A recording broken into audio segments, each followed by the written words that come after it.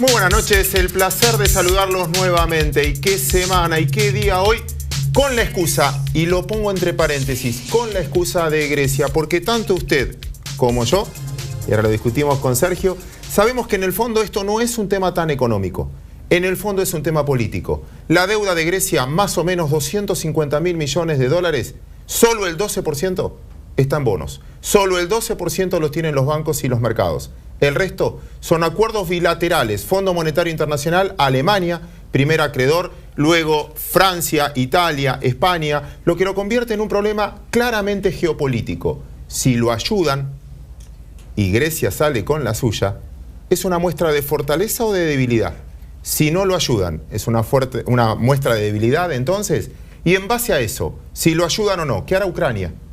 ¿Qué hará el resto de los países en problemas? Por eso este tema recién empieza y creo que merece una interpretación política. Y si merece una interpretación política, Sergio Berestein, ¿cómo estás? ¿Qué tal, Claudio? No sé si estás de acuerdo o no, pero es el planteo desde el punto de vista de los mercados.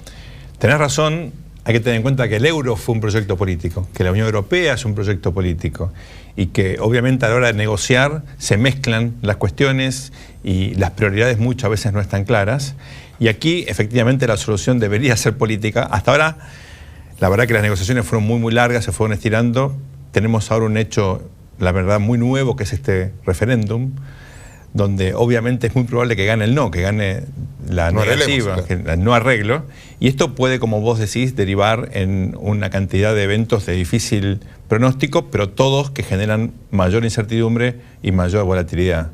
Acordate, Claudio, que muchas veces la política trata con mucho voluntarismo de lograr cuestiones que luego en la práctica son muy difíciles de concretar. En particular, estos, bueno, vos sabés, acá hubo una moneda sin Estado. Vos podés tener estados o países sin monedas, no sé si conoces alguno, pero no podés tener, es muy difícil, digamos, una moneda sin un Estado detrás. Y fue el proyecto del euro que quedó trunco. Déjame repreguntarte ahí, porque creo que es una respuesta política de nuevo.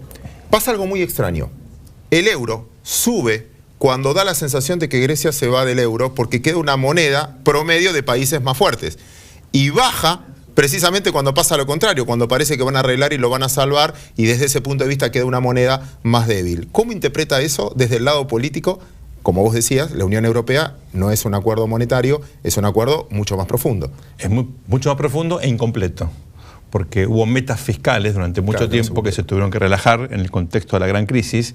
Ahí te quedó como desorganizado toda la arquitectura original y en el medio de la crisis es muy difícil arreglar estas cuestiones tan complejas, sobre todo porque en la Unión Europea hay algo muy singular y es la manera en la cual se toman las decisiones. Todos los votos, todos los estados van en un voto. O sea, Luxemburgo y Alemania van en lo mismo. Entonces, para tener consenso es muy complejo. No es que Alemania, por el tamaño y la importancia que tiene un ponderado mayor que... Pone más plata. Pone más plata, tiene mayor responsabilidad y sin embargo su voto vale lo mismo que países mucho más pequeños. Y esto también está en crisis porque obviamente genera enormes problemas de coordinación. Te robo una idea, ahí que decías moneda sin nación.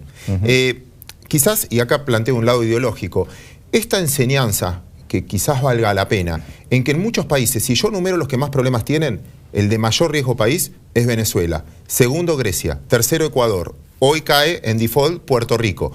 Que la mayoría de ellos intentaron esto de expandir el gasto, salir de la crisis expandiendo el gasto, incentivando consumo, pero sin inversión. ¿No es una enseñanza para el resto que es pan para hoy, hambre para mañana? Con el agregado, coincido plenamente, Claudio, de estas anclas de tipo de cambio que te dan relativa estabilidad.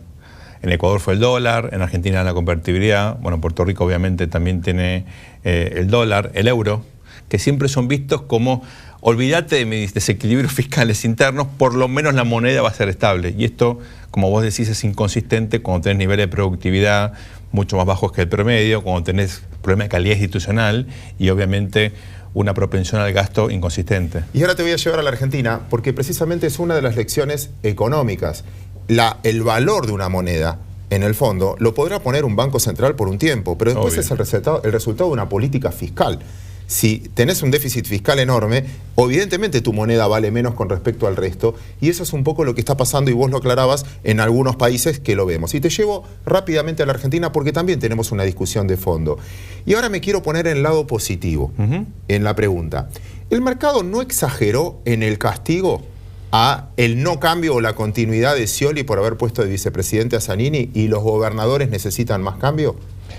El problema, claro, que no fue Scioli que lo puso a Zanini, se lo pusieron a Zanini. Mal hecha la pregunta, está muy bien. No, que tiene que ver con la sobrereacción. Yo creo que el mercado se enojó porque interpretó que la presencia de Zanini implicaba un Scioli débil. Y la pregunta es si Scioli va a tener autonomía a partir de diciembre. Yo creo que sí, que la va a ir construyendo. Y como vos sugerías, el rol de los gobernadores puede ser o va a ser crucial. Ya lo está haciendo. Ves ahí una especie de reconstrucción de la vieja Liga de Gobernadores, más intendentes, más dirigentes sindicales del viejo tronco peronista que quieren recuperar protagonismo y de alguna manera volver a tener un espacio en el proceso de toma de decisiones. La primera declaración es la ganadora de Tierra del Fuego. Exactamente. ¿A quién le dedicó el triunfo? Por eso, apoyando ese punto de vista. Y hay elecciones, hay caminos. Enseñanos a interpretar lo que viene. Es crucial lo de este domingo. Acuérdate, tenemos elecciones en Capital y en Córdoba. Cada uno de estos distritos representan algo así como el 9% del electorado.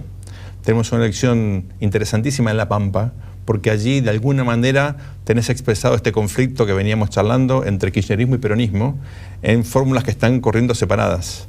Y veremos quién gana, porque va a ser interpretado como una especie de proxy de los conflictos que pueden llegar a venir a partir de diciembre si es que gana Scioli. Y luego se vota en La Rioja, donde hay chance de que por primera vez en muchísimo tiempo, desde la transición a democracia, gane un no peronista. Y finalmente hay elecciones provinciales en Corrientes. Corrientes tiene un calendario distinto al resto, junto con Santiago, porque tuvieron intervenciones federales que la desacoplaron del resto de las provincias, pero el candidato del gobernador Colombi es alguien muy cercano a Sergio Massa, por eso el masismo está mirando con mucho interés las elecciones correntinas. Ahora viene el segmento Comprovendo, las decisiones de los traders. Y ahora te voy a pedir, mirando en este caso a nuestros inversores que están del otro lado de la cámara, ¿qué no tiene que dejar de ver un operador financiero en los resultados de las elecciones? Porque por las encuestas al menos, da la sensación de que ya sabemos quiénes van a ser los ganadores. Lo que quizás nos falta saber los porcentajes, si hay segunda vuelta. Exacto. O lo que fuera. Pero ¿qué tiene que mirar un operador? ¿Qué es bueno y qué es malo para un operador? En primer lugar, lo que siempre es bueno es la competencia.